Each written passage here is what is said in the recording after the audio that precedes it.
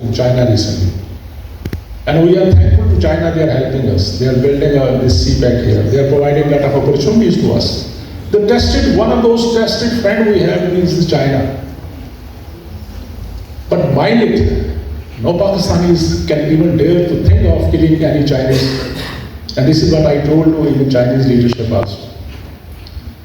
This is the bigger war where those big superpowers, they have made Pakistan as a fighting field. हमारा ये जो इलाका है ना, हम तो क्रॉस फाइट में मारे जा रहे हैं. It is their issue because nobody, those foreign जो big powers हैं, they don't want this CPEC to be successful. And they are creating these problems and we are taking the blames. See what happened in Afghanistan, we fought other people's fight. Still we are suffering. This is a fight among those big powers. I think I requested Chinese counterpart and other people also that they need to come and they need to play their role in this region also. And they can, as an elder brother, they can ask India, Afghanistan, Iran, Pakistan to sit together because fighting is not the solution in any way. And our leadership also need to understand we cannot win anything with fighting. We need to have a soft intervention. And let's keep doors open for negotiation, talking, accepting other people.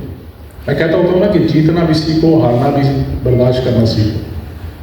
Give space to other people, listen to other people.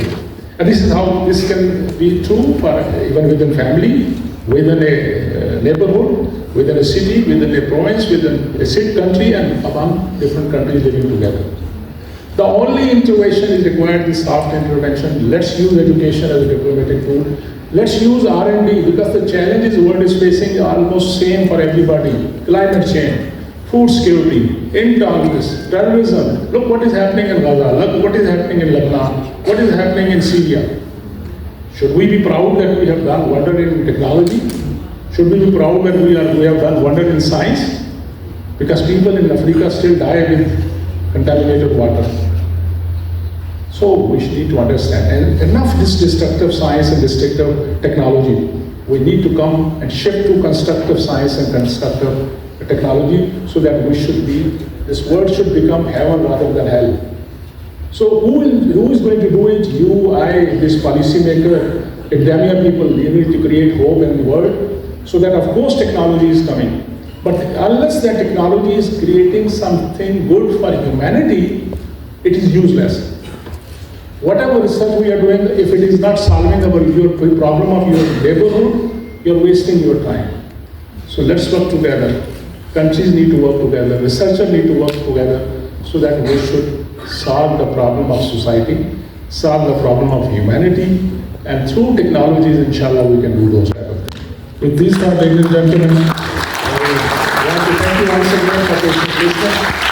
I know when the conference is at the closure, very hardly you find few people sitting, but I'm happy that so many people. This was an interesting topic, and especially this last session was very interesting to everybody sitting.